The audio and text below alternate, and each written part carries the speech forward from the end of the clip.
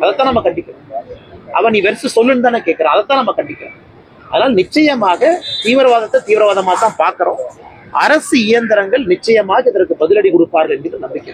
Sir, வக்ஃப் மசோதாவை எதிர்க்கவே இந்த தீவிரவாத தாக்குதல் சார் இருக்குமோ? 2-3 நாட்களாக பாகிஸ்தானுடைய ஆர்மி சீஃப் அவர் இதே மாதிரி நிறைய அந்த கிளரிக்ஸ் எல்லாம் குறிப்பாக நிறைய காஷ்மீரை சாராதவங்க எல்லாம் காஷ்மீருக்குள்ள குடியுரிமை பெற்று இருக்கிறாங்க தவறான தகவலை பரப்புறாங்க, பொய்யுரை.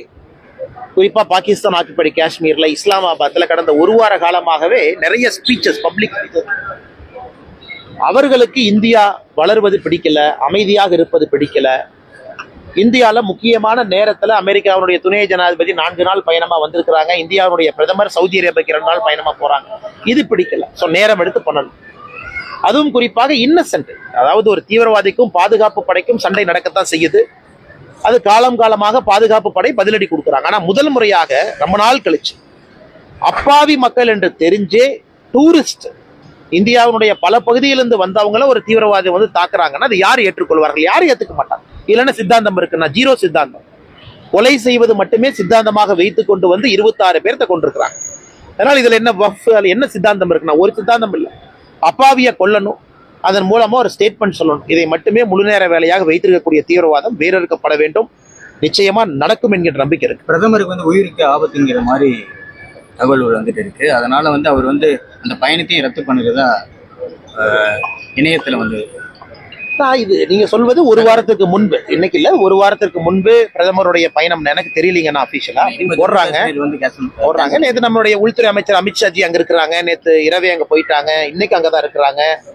இறந்து போன நம்முடைய சொந்தங்களுக்கு எல்லாம் இன்னைக்கு மரியாதை செஞ்சிருக்கிறாங்க, அஞ்சலி செலுத்தி இருக்கிறாங்க. அதனால நம்முடைய அரசுக்குள்ள எந்த பயம் இல்லைங்கன்னா, நம்முடைய நோக்கம் எல்லாம் சாதாரண பொதுமக்கள் பாதுகாப்பு இல்லாம சில இடத்துல இருக்கிறாங்க. மறுபடியும் இது போன்ற தீவிரவாதிகள் இதை பயன்படுத்தி நாங்க பொதுமக்களை தாக்குவோம், அதாவது நம்முடைய செக்யூரிட்டி போர்சஸ் மேல அட்டாக் பண்றது வேறங்கன்னா, பொதுமக்களை தாக்குவோம்னா இது அடுத்த கட்டம் போறாங்க, அடுத்த கட்டம் போக வேண்டும் என்று. அதனால நிச்சயமாக நம்முடைய அரசு பதிலடி கொடுக்கும். பிரதமர்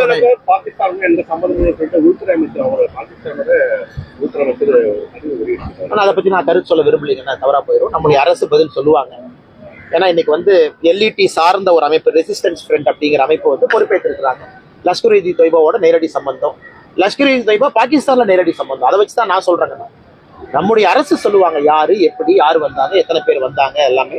அதனால அரசு சொல்ல வேண்டிய பதில நான் சொன்னா தவறா போயிடும். சார், உள்துறை அமைச்சர் இணை அமைச்சர் ஆக போறீங்க. இந்த மாதிரி நடவடிக்கை நாளை எங்கேயும் ஆகலீங்கன்னா, நான் எங்கேயும் ஆகல, நான் உங்களோட தானே இருக்கேன். நான் எங்கேயும் ஆகலீங்கன்னா நம்முடைய அரசு கண்டிப்பாக நிச்சயமாக